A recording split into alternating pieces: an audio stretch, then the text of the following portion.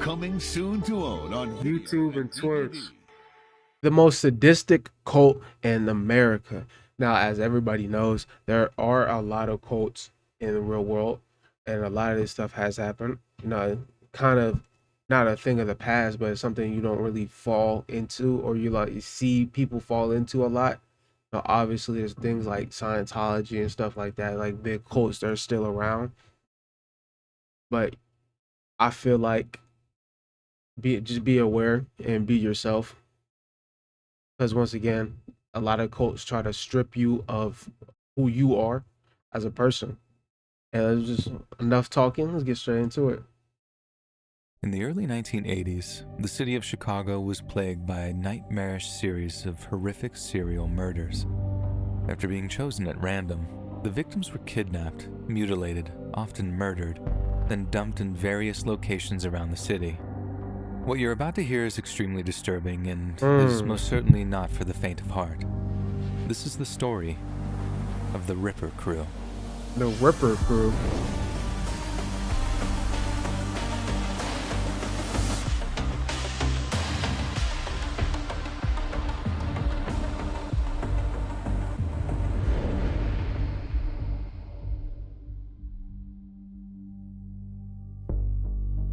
Chicago, Illinois.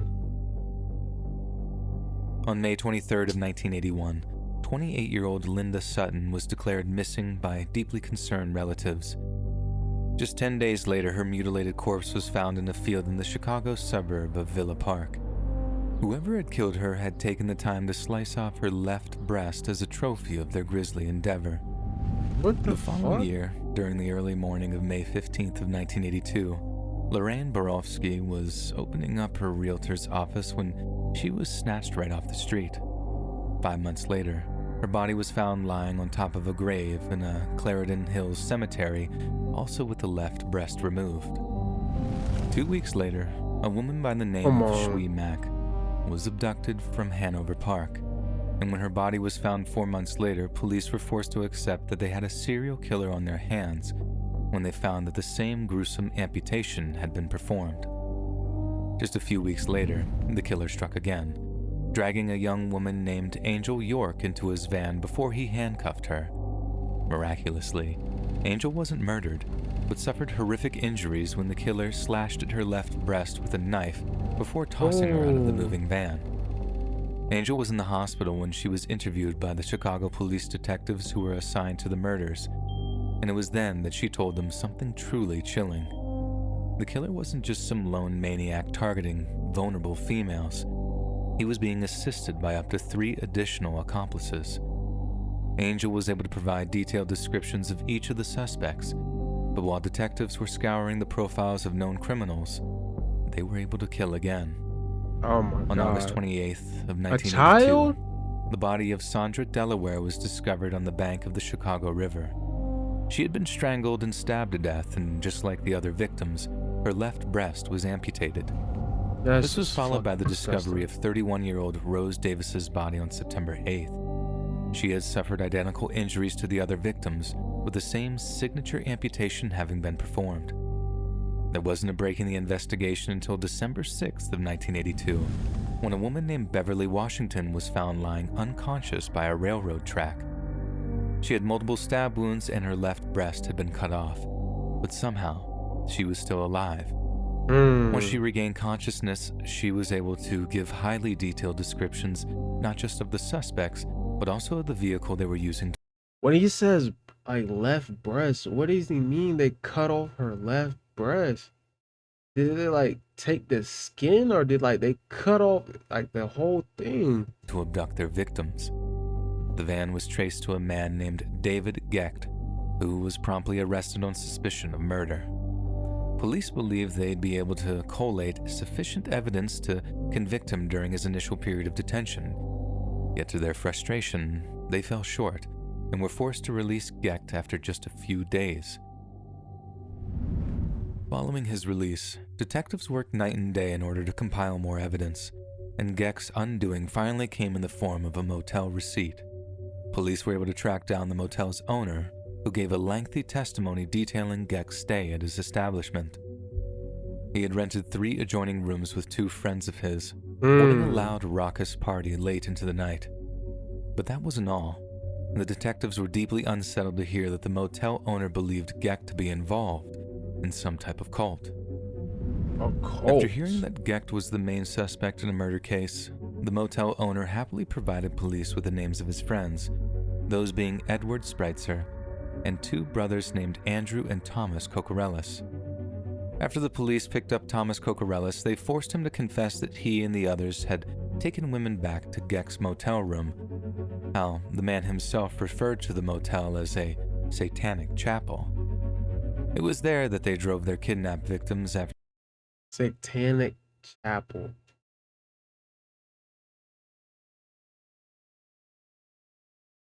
Like, that's a crazy. He views this as a, like, oh my god. snatching them from off the street.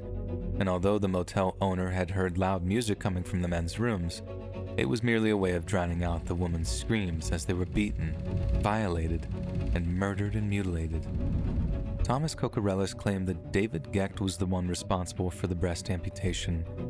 After removing them from his deceased victims, Gecht would slice off pieces of the amputated breast before eating them raw, telling the others it was a kind of satanic ritual that they should also partake of. Following this, he would place the severed breasts in a sealed box. Thomas Kokorellis claimed to have personally witnessed the contents of this box and claimed that there were no less than 15 severed breasts in it. He also claimed that Gecht would have his way with the dead bodies of his deceased victims. Gecht was clearly a maniac, but he was also highly intelligent and managed to conceal enough evidence that it was impossible to directly charge him with murder. Instead, he was charged with attempted murder, aggravated kidnapping, and deviant assaults for the attack of Beverly, Washington, and was convicted in 1983. Before sentencing him to 120 years in prison, Judge Francis J. Mahone told Gecht not even an animal would do these things, only a devil or a monster would. Next came the trials of Gecht's 3 accomplices, starting with Edward Spreitzer in 1984. Spreitzer admitted that on October 6th of 1982, the gang shot 28-year-old Rafael Tirado and his friend Alberto Rosario at a phone booth in a random drive-by shooting. According to Spreitzer, he was driving Gecht's van with Gecht in the passenger seat when he was ordered to slow down. Gecht then took 2 guns from a rear seat, told Spreitzer to stop the van, then opened fire on Tirado and Rosario. Rosario survived being shot, but tragically, Tirado succumbed to his wounds at the hospital in the hours that followed. In a bid to avoid the death penalty, Spreitzer pled guilty to the murders of 4 of the gang's victims, as well as on the lesser charges of attempted murder and aggravated kidnapping. During the sentencing phase, Spreitzer's attorney argued that he was a junior member of the Ripper crew and was acting purely on the orders of David Gecht. No. We not doing that card. And that's one thing I want to, like, once you reach like past the age of 14, 15, doing illegal things and thinking, oh, I'm a teenager, I don't know no better, is dumb ideology. Me personally. You know better. You just got caught. He joined them on his own free will. He stayed around them on his own free will. He was not acting on nobody's accords but his own. I don't care how young he was. And that's like a lot of things people don't want to admit, bro. This is just a part of growing up. The minute you turn into your teen years, you're responsible for the things you do. Claims Spreitzer was immature, impulsive, and simplistic, a man who would do almost anything to please his friend. The prosecution, on the other hand, called Spreitzer every woman's worst nightmare and labeled his accomplices cowardly weasels who roamed in packs to prey on women. Yep. His attempt was successful, and the judicial system took mercy on him, sentencing him to life in prison without the possibility of parole as opposed to the death penalty. In 1985, it was Andrew Kokorellis' turn to be convicted of murder, assault, and aggravated kidnapping. The prosecution once again sought a death sentence, yet during the sentencing phase, Kokorellis' defense attorney took a similar approach as Spreitzer's, claiming that his client had been a follower, not an organizer. Once again, the Still did it. Fuck. Nigga, you still did it. Oh, I was just following what they was doing. You still did it, gang. That's like robbing the bank and saying, "Hey, I wasn't the head guy in charge. I was just the guy standing in the background." You still robbed the bank. tactic worked, and the jury spared Andrew's life after deliberating for just an hour and a half. Instead of receiving the death penalty, he too was sentenced to life in prison without parole. Man, they got off However, easy. 2 years later, Andrew was tried for the death of Lorraine Borofsky, and the details of her kidnapping, violation, and murder were too much for the court to hear. It was convincingly argued that Andrew had engaged in inappropriate actions with a dead body. And in light of this and many other perverse details, he was sentenced to death. Yeah, kill him. On the day that he was due to be executed, Andrew declined the offer of a last meal, with his last words being, "To the Borofsky family, I am truly sorry for your loss. I mean this sincerely." Come on, bro.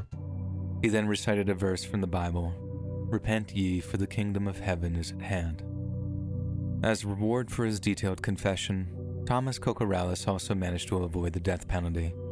At the time of his arrest, Thomas Kokorales was a painter with no criminal record, meaning his trial judge took a degree of mercy on him that his accomplices did not receive. With an IQ of 75, he was described as having a borderline range of intellect, and was said to be more motivated by fear than any kind of perverted desire. Thomas pled guilty to Borofsky's murder, taking the death penalty off the table in exchange for a 70-year jail sentence. But following good behavior and a successful parole, he was released from prison on March 29, 2019. What? As of June 30th, 2019, Thomas resides in Aurora, Illinois. And in an interview with a local news station, Thomas begged the public to change the perception of him, stating, "Everybody thinks I'm a monster." Oh, when you go around snatching women up and killing them, yeah, you get labeled as a fucking monster. But I'm not a monster. Despite his pleas, it's both perfectly reasonable and understandable to view Thomas Kokorales as a profane and predatory monster. After all, he was a willing participant in some of the most heinous and horrific murders the city of Chicago has ever known. Thomas was well aware that David Gecht was practicing cannibalism and inappropriate actions with dead bodies, all in the name of Satan, and he didn't do a thing to stop it. His moral grandstanding means nothing when he allowed... I'm not gonna lie. Realistically, is this a cult, or are these just technically, wouldn't these just be Satan worshippers? Like they all worship Satan? Because there was only 4 people, and they really didn't they didn't really look up to each other. They just satisfied each other's weird needs. You know, there was no leader, nobody really in charge. It was just they was trying to satisfy each other. I don't know. I don't feel like that should be considered a cult. More like just Satan worshippers. Dozens of innocent women to be subjected to some of the most despicable treatment imaginable. The legacy of the Ripper crew is the stuff of nightmares, something that none of us are sure to forget in a hurry. But unlike similar cases, there is no comfort to be taken in knowing that the perpetrators are all behind bars or 6 feet under. And that's because a member of one of the world's most horrific snuff gangs is free to walk among us, having caused untold agony. I still don't know why he got having out. Taken the lives of the innocent, and potentially having tasted human flesh. And that's a crazy thought to think of. Is like you could be walking outside, one person you pass by could have been a serial killer or a murderer or 8 people before, and you will never know. But you know, with that being said, that was the most sadistic cult in American history. Let me know how y'all feel about that down below. I'll see y'all boys later though. You don't hold my soul. Get your hands off of me. Wanna rest my bones when I am free. You can't control